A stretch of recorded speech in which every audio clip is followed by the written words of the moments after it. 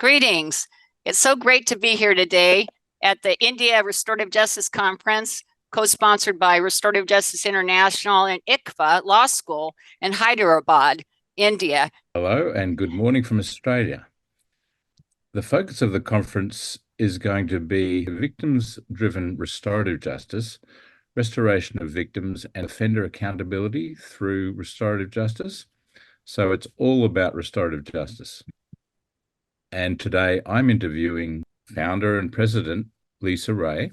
Among Lisa's accomplishments was to conduct a pilot for the first sycamore tree project, and I'm very heavily involved with the sycamore tree project in Australia as a result of Lisa's good work. Lisa, would you tell us a little bit about how you began in the area of restorative justice? Yes, it'll be great to do that. And let me say for our listeners and viewers that Martin is a colleague of Restorative Justice International and sits on our Global Advisory Council. But my background is that I've been in the field for 25 years and I first worked in restorative justice in the state of California, where I was the state director of a group called Justice Fellowship that was connected to Prison Fellowship Ministries. And I also worked for Prison Fellowship International, which is where I think I met Martin. And then we founded Restorative Justice International in 2008. We started working really on the early website design because I have a background in that area. And as any organization that is starting up, we needed a logo and we need to have a look and a style that would be befitting of an international organization. And so I created the first website, and I've been working on the website ever since in various ways, and that's blossomed into podcasts and organizing conferences and various visual things that need to be done. And it's been quite a fruitful association, hasn't it? It sure has. It sure has. And let me just back up too. And what I didn't add was that I have a strong legislative background. I worked in the California legislature for 3 members, and I was a subcommittee consultant there on welfare reform. But Restorative Justice International, let me talk a little bit about the organization. Again, was founded, I was the founder, and I'm the founder in 2008. And our mission is to focus on victims-driven restorative justice. And so we support criminal justice reform based on restorative justice principles. So we have members and affiliates, and we have a 19-member global advisory council, which Martin sits on, and 18 others, including Dr. Upneet Lally, who's there at the conference with you, who also sits on our global advisory council, as I said.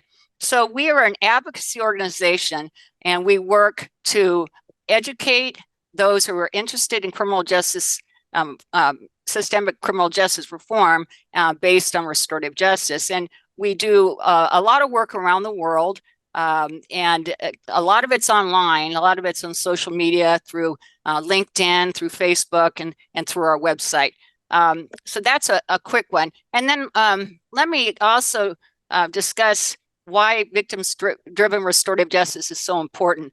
So we work with a lot of crime victims in the United States and globally. And we tell their stories. In fact, 2 of those stories you'll hear through this conference are from Alva Griffith from Ireland and Austin Stack, who will tell their stories about why they support restorative justice.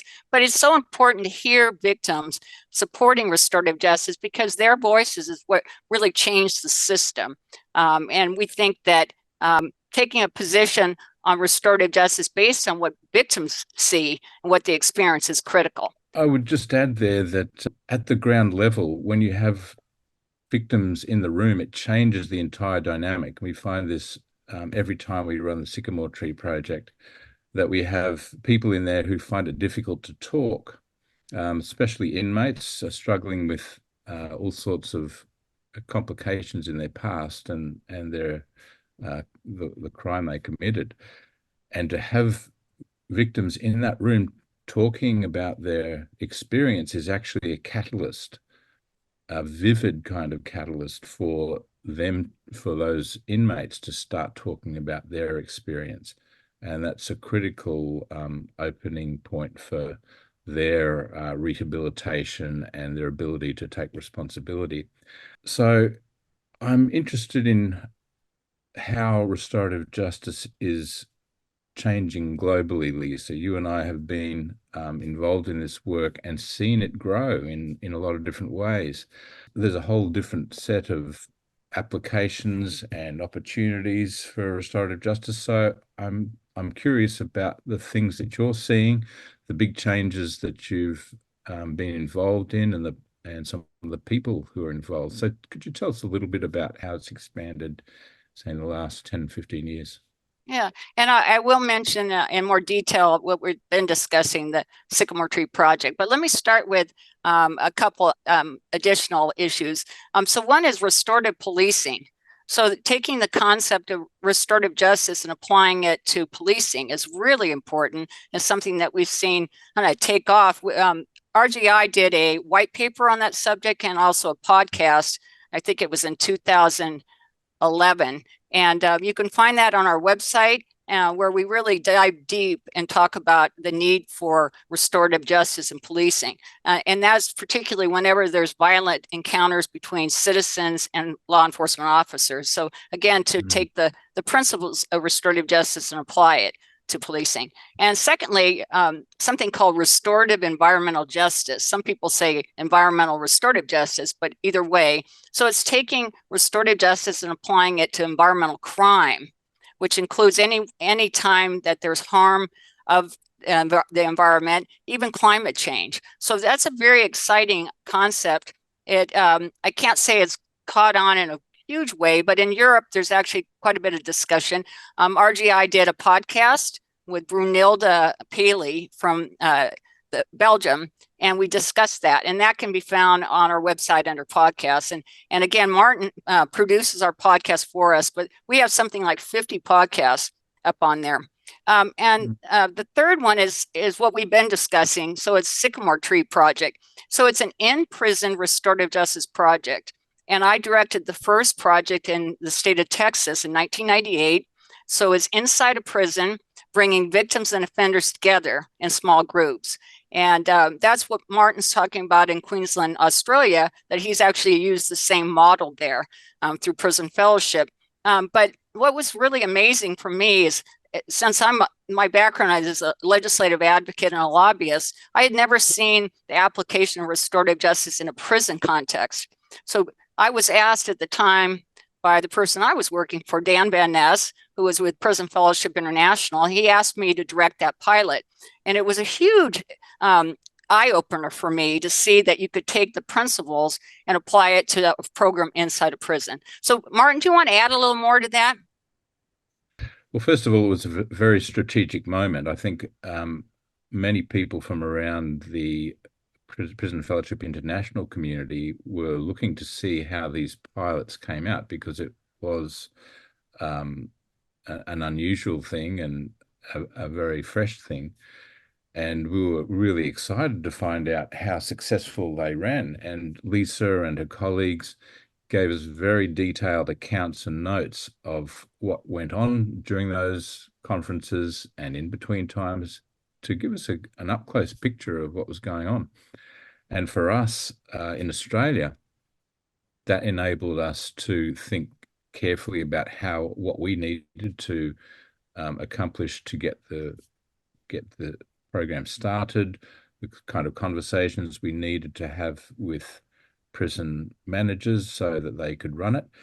And so that's what we did. We got down and started organizing and getting people involved. And also, this was a critical mind shift for our association, that we'd traditionally been serving prisoners only. And it took quite an amount of discussion and some conferences and seminars that I ran for our local organization to explain how this connected with what we were doing. Because we've got the mindset in the community that, what do victims have to do with this work? And then in the practical sense, we were trying to apply this in our organization. So that kind of meant starting a whole new area of thought.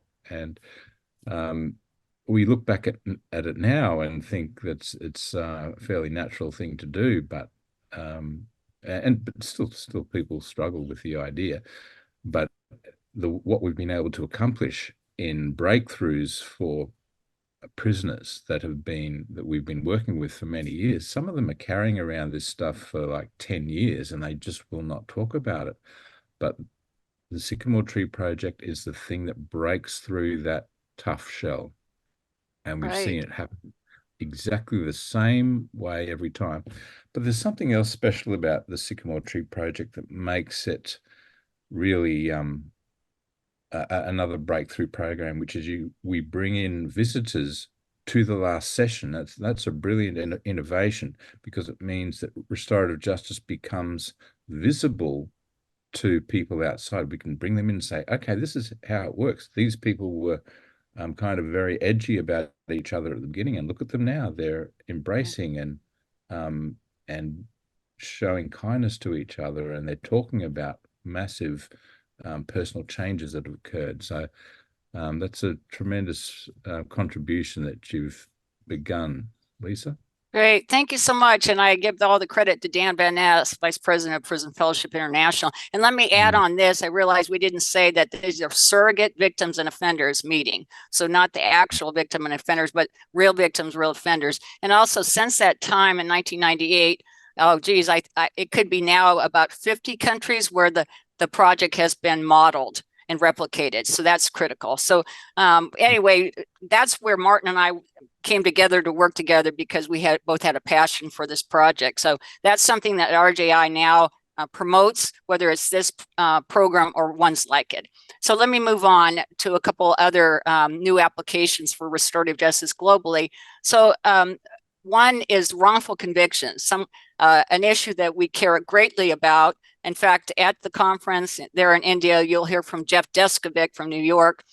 He was wrongfully convicted of rape and murder, and he sits on our Global Advisory Council. He was exonerated, and he is now a lawyer freeing others. But we connect restorative justice with wrongful convictions. So if you get the wrong person in prison or jail, then you have two victims that you've created, the original victim, and you've created a secondary victim, the innocent person. So we make the case that those that have been exonerated who are innocent need to be paid restitution. They need a public apology and more, especially for the time spent in prison wrongfully. So we do what we can in the US and around the world on that subject. And lastly, we support using restorative justice in response to radical extremism. This is something that we've done some work on, but we'd like to do more. But it's very important to take the principles and apply it to extremism. We work with Professor Don John O'Malley in Nigeria, who's done a great deal of work on, Nigeria. And he's done a lot of work on this issue. And you can find an article that he wrote on our website under news. So Martin, are there other questions? I'm interested in what you're seeing in the context of the United States in the development of restorative justice, and are there possibilities of increasing that work? Well, that's interesting.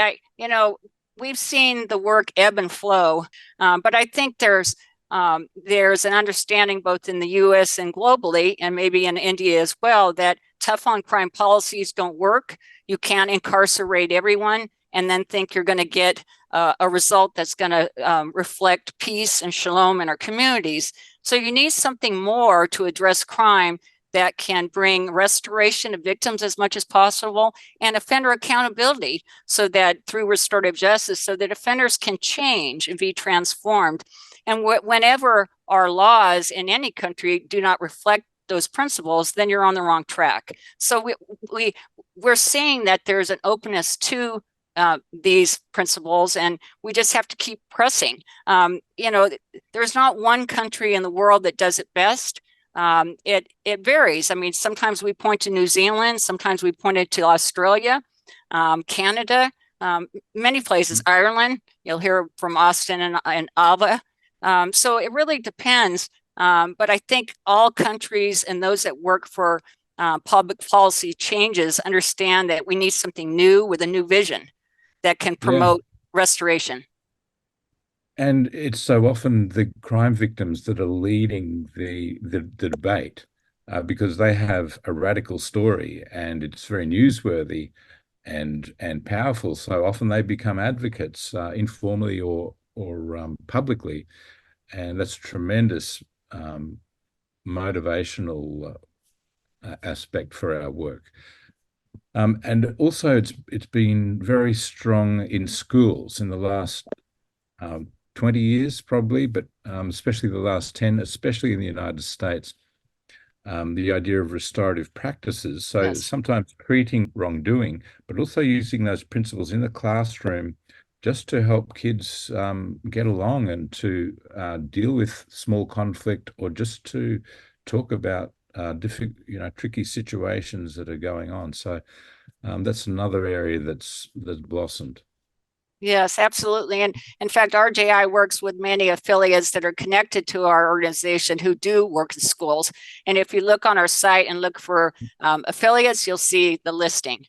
The way that you're centering victims in our work is very critical because it's so often the case that victims are not centered in the restorative process and their needs and interests and potential are not leveraged, and they're, in some cases they can be harmed by a poor restorative justice process. So I think what you're doing in that thought leadership is terrific. Thank you so much. Yeah, and we encourage people to look at our podcasts. Like I said, we have a really diverse number of podcasts up there on our site. You'll be surprised how active we've been with conflicts around the world and even wars.